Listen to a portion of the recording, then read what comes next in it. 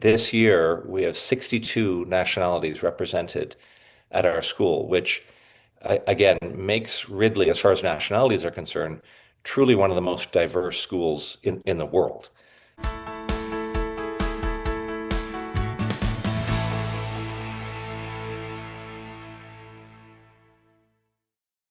I'm Agnes Stowicki, Managing Editor with Our Kids. We're speaking with insiders from Canada's leading private and independent schools to bring you insights into school programs, culture, traditions, and leadership. This includes insights from parents, alumni, and administration. This is the Our Kids Insider Perspective.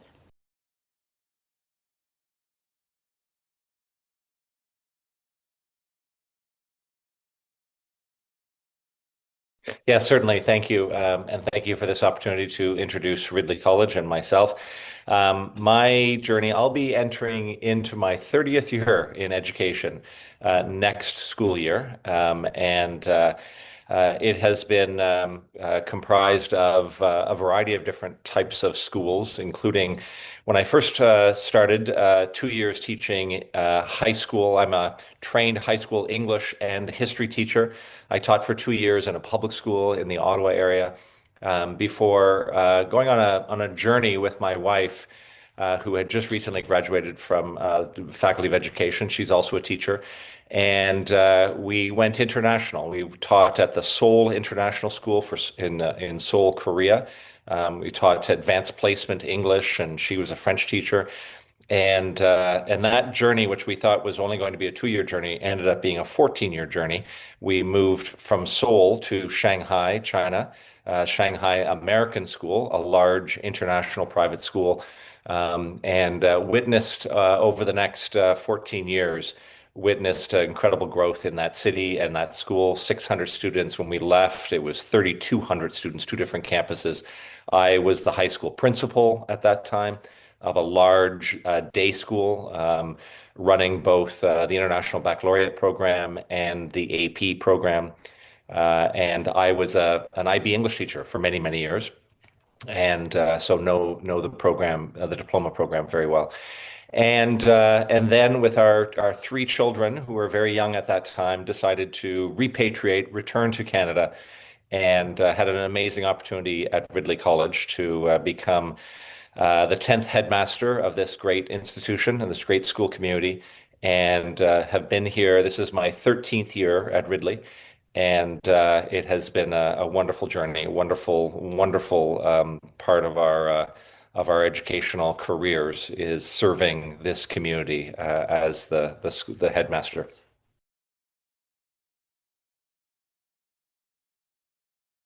Um, yeah, I mean, there's many from high school to university, and then colleagues that I've worked with in all of the various schools that I've had a pleasure of learning and growing and developing as an educator.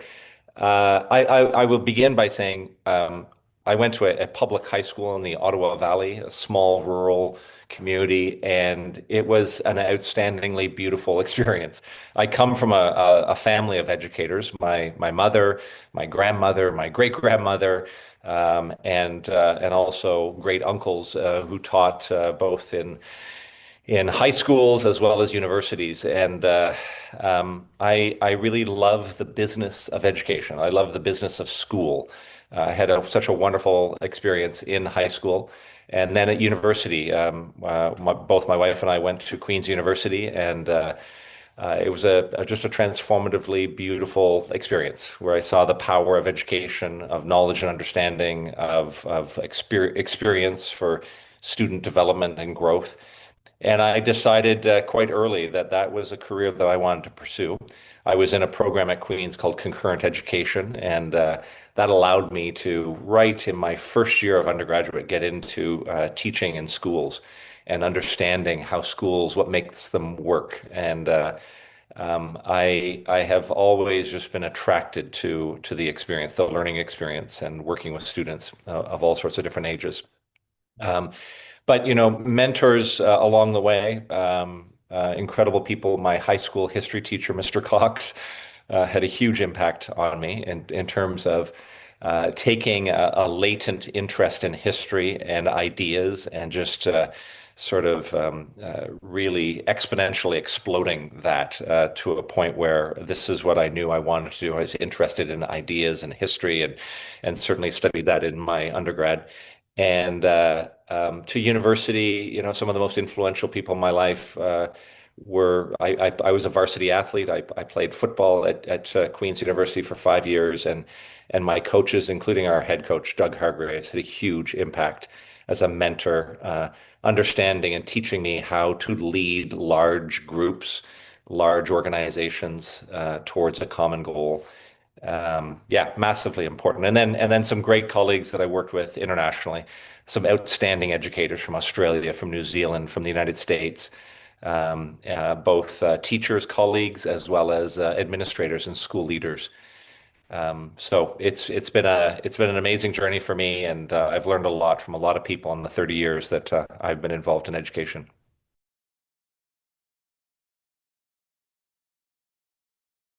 When I arrived 13 years ago, I thought there was just so much here, so much potential, so much history and culture and tradition. And it was really, a matter of attempting to sort of coalesce it into a very common and inspiring aspirational vision and mission. And so we created that in my second year at Ridley, and it guides us to this day, and I hope for many, many years into the future. But it was founded on what was already here. And I would say that was 135 years of tradition with a respect for the past, but also a desire and a courage to change and to grow and to innovate.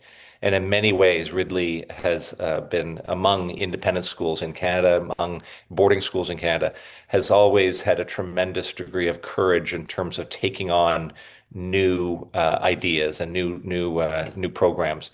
We were one of the first, single gender schools, all boys schools, to go co-ed in 1973.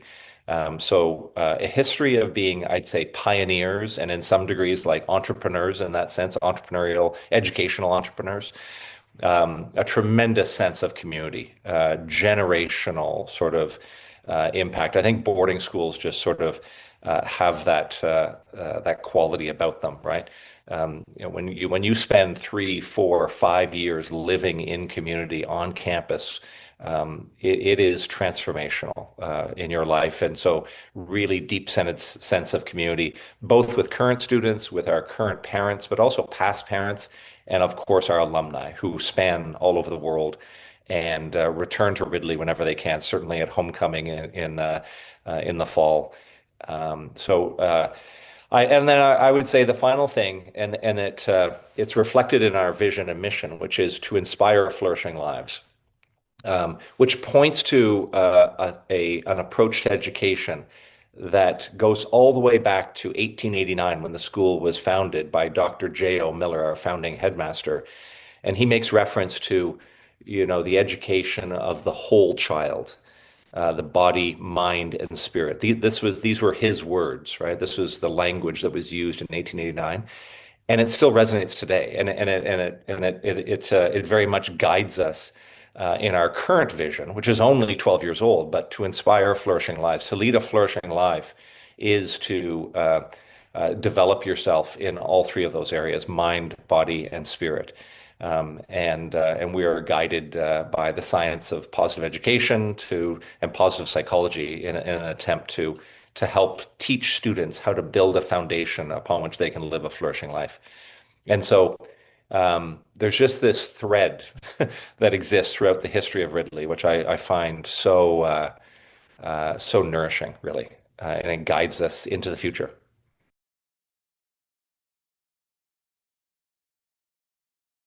Yeah, I think, again, as a boarding school, we are uniquely positioned to help do just that, right? Like it is a boarding school environment is, and even though we have a very large day population, in many regards, our day students live a boarding school life. Um, and and so we are uniquely, I think, positioned to help students navigate that balance, right? To pursue knowledge and understanding, but at the same time to balance that with a pursuit of goodness, a pursuit of living well. And we take that part of our mission really seriously. Like that is the defining feature of our education. We are confident, increasingly, we're very confident in saying at Ridley College, we believe the primary purpose of education is to teach individuals, to teach young people in our case, how to lead flourishing lives and how to help other people lead flourishing lives as well. It's not just an individual pursuit, but it's also how to help, the communities that you will lead and be exist in and be members of. How do you help create and cultivate, flourishing communities as well? And so this sort of runs throughout, the entire Ridley experience. And academically, the academic challenges, we're very good at that, right? We're a school. Most schools are, in terms of helping students to navigate their pursuit of academic excellence. We have a full learning center. We're again, as a boarding school, we have evening tutorials. We have a huge tutorial system, both peer tutors as well as outside tutors. And then we have evening study, evening hours, right, where teachers are available for extra help and support, and so there's just this incredible, I guess, flexibility and gathering all of our resources together to help students be the best they can in terms of academics. But then coupled with that is the support, as you note, of personal challenges, right? And learning how to not just deal with the bad, but also to savor the positive. And that's very much part of our philosophy. We are fully staffed. We have a director of well-being, junior kindergarten to grade 12, which oversees a huge department, which includes our health staff. We have the Shimon Health Center and a number of professionals, doctors, and nurses, registered nurses who serve in the Shimon Health Center, and then also social emotional counselors in every division, right? A full-time social emotional counselor on staff in the lower school, one in the middle school, and then one dedicated to our upper school as well. And this is all then guided by our director of well-being, who is guided in helping to actualize our vision, which is helping students to learn how to build the foundations upon which they can lead a flourishing life. Part of that, there's lots of different definitions or components to what that means, but part of it is learning emotional resilience, emotional regulation, a certain degree of introduction to stoicism, and as well as pursuing, meaning and purpose in their lives. These are all of the things which help to a young person to grow and develop and mature, yeah, and develop the skills, the attitudes, the resources, the personal attributes, which help them to, navigate life's challenges, right? Whether it's academic and, grade 11 physics class, the pressures of an exam, or whether it's something even more challenging that they may face either now or in their adult future. So, yeah, it very much, I would say, it encapsulates the Ridley experience. That's what we're trying to do, help young people to learn how to lead flourishing lives.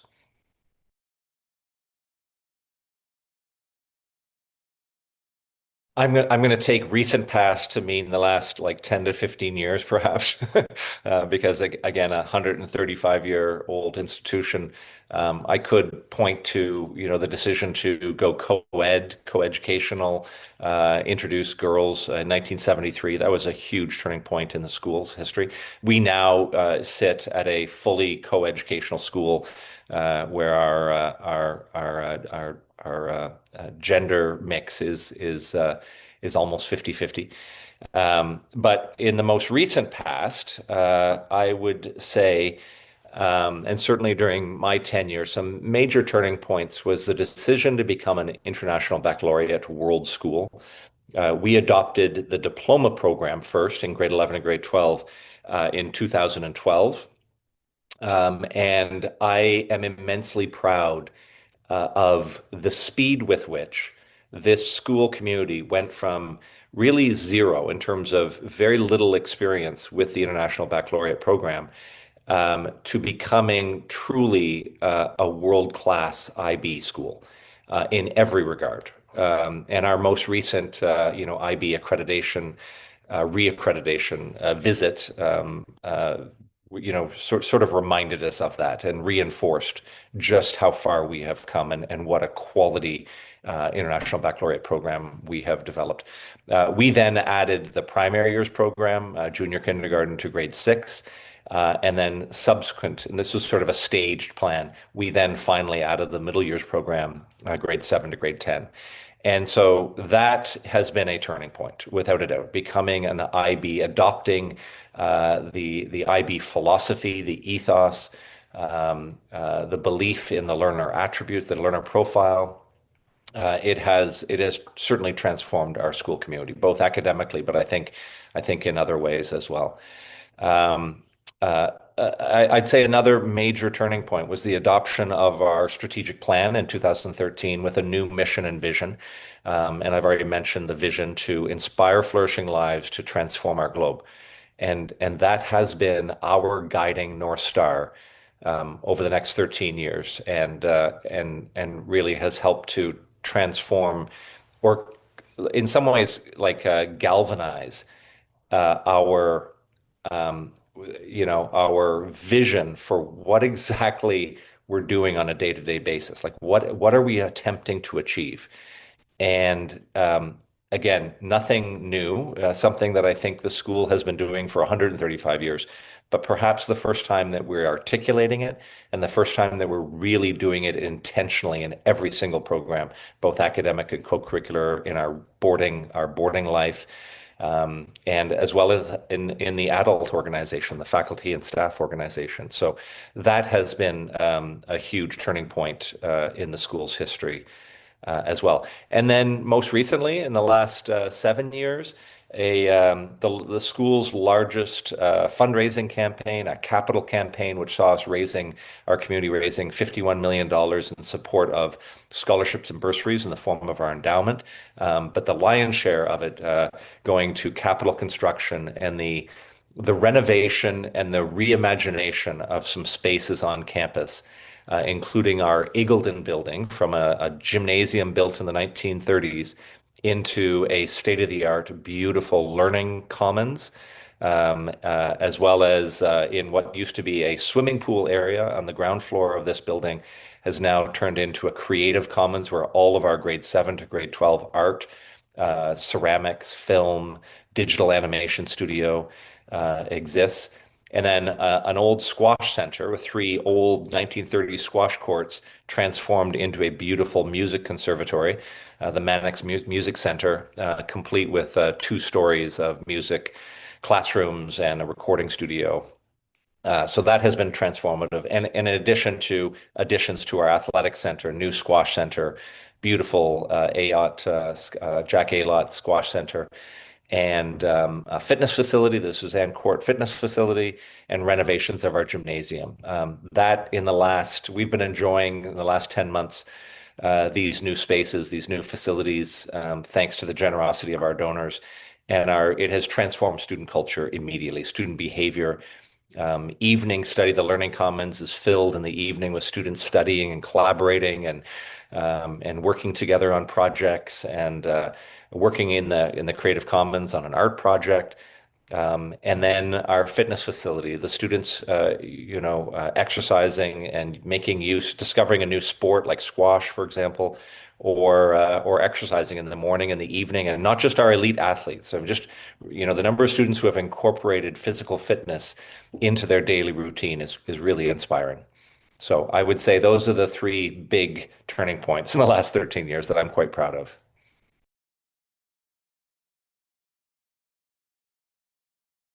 Well, our families are quite. It's a good question. I'm not certain how I would describe them, other than being incredibly diverse. As again, we're somewhat unique in that we are a large boarding school. We're one of Canada's largest boarding schools. 380 families have students who board here and live with us 24/7, And they come from all over Canada and all over the world. This year, we have 62 nationalities represented at our school, which again makes Ridley, as far as nationalities are concerned, truly one of the most diverse schools in the world.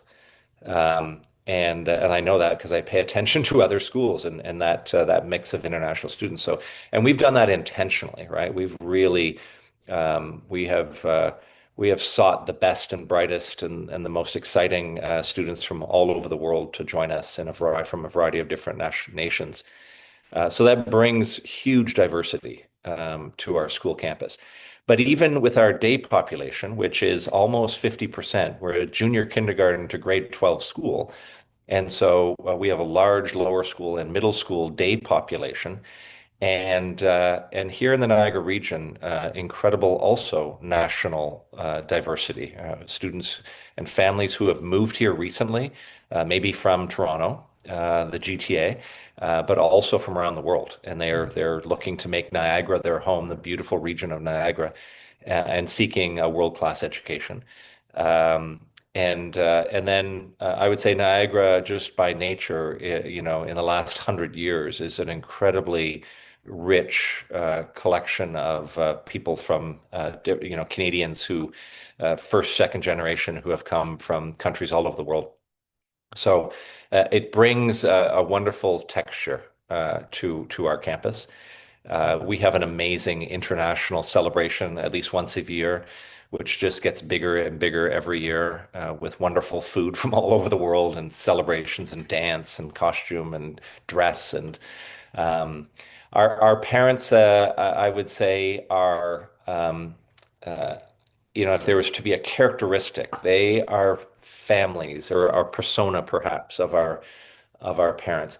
I'm always struck by how serious our parents are at providing their children, an amazing experience, educational experience, but not exclusively academic. Our parents value everything else that is part of the Ridley experience beyond the classroom, right? And understand the value of that learning experience, whether it's in sports or in the arts or in a club or activity or in travel, much of our travel program or even just in the simply, the living together, the relationship and the learning how to develop, maintain, and sustain a relationship. Our families, that's what they're looking for, and that's what they value. And so I wouldn't say, we're a high pressured academic community, even though we're an IB. Sometimes that's attributed to an IB school. That is not the feel of our school, and that's not. I wouldn't say that's the characteristic of our parents either. They are seeking independence for their children, and they I would say largely give them the room to fail. They understand that there's growth in falling down, in sort of the ups and downs of what it is to be a child, and our parents give our kids the space, their kids the space to do that. And in that regard, we are very much aligned in our partnership, right? As a school, because that's what we believe as well. And we're aligned with our parents in recognizing that kids are going to make mistakes, they're going to fail, they're going to fall, but this is all part of the learning process, right? And it builds character and it makes them stronger as a result.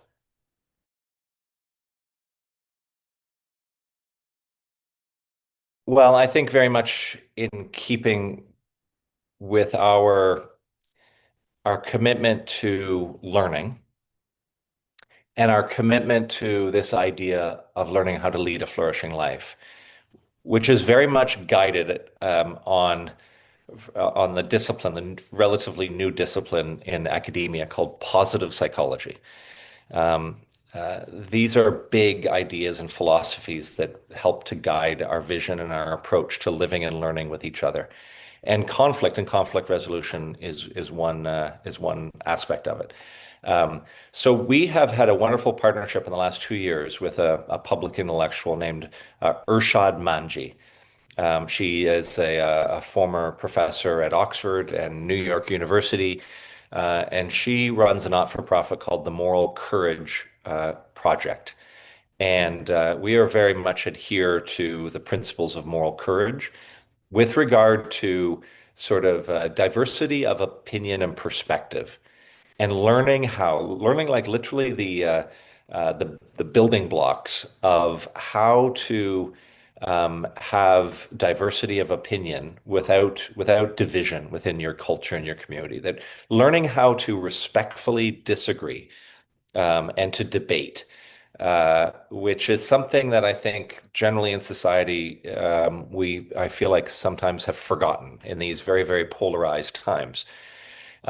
So moral courage and learning how to disagree in and to try to find common ground as well. It's not just about it's not debating, right? It's how to find common ground so we can move forward together.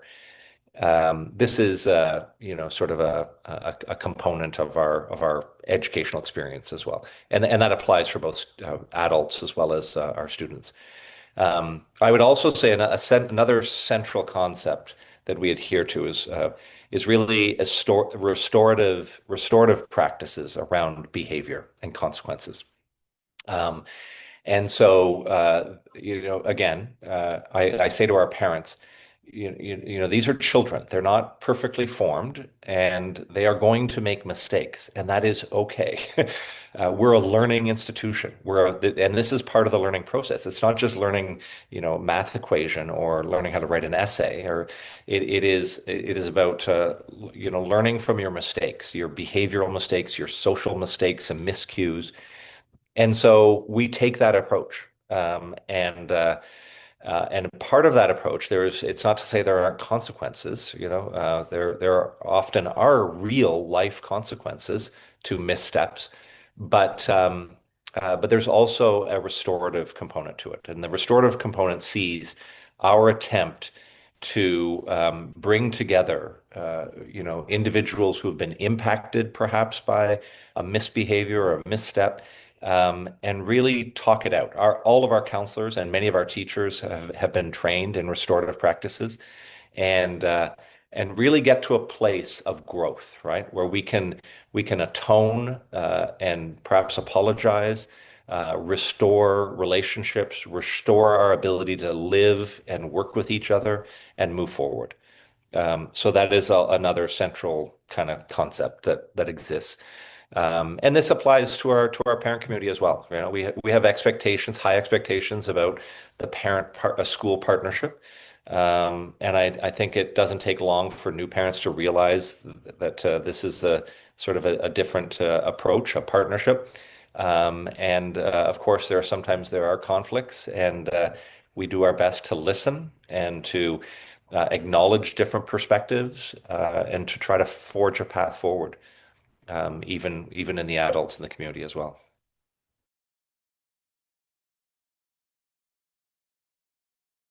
My advice, I often give this to families who are perhaps visiting the school and touring and maybe looking to other schools as well. I think it's important to visit the campus as best you are able, to get onto campus, to hopefully when students are there, and really get a sense of life at the school, day-to-day life.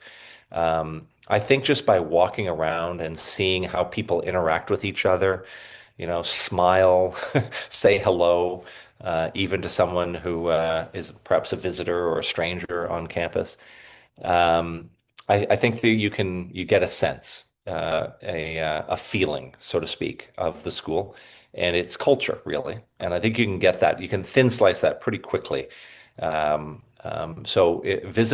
the campus. If it's a boarding school environment you're looking for, it is absolutely essential. Do you see yourself living here? And so that would be my number one piece of advice. Um, I'd also suggest, if possible, they speak to current students and parents. If that's not part of the visit to campus, I would ask that you are able to at least meet with a current student and maybe have them walk you around on a tour of campus. But it should be a standard piece. It is certainly at Ridley, as well as maybe a current parent, and to get their perspective on What is life at the school? What is the culture of the school? And the final thing I think I would ask an admissions officer or a head of school that you were visiting, I'd want to know, really ask them to give some examples of how are you living your mission and vision of the school. Like what, first of all, know what is the mission and vision of the school, but ask, are these just words on a paper or how do they manifest themselves? How do these ideas and words, how do they come to life in your day-to-day life at the school? I think that's really a telling indicator of a good school. And I think that would be my three points. Go to campus, speak to current parents and students, and or recently graduated, perhaps if that's a possibility, and then also ask directly about the vision and mission and how does it come alive, in the school experience. For more information about this school, you can visit their profile at ourkids.net.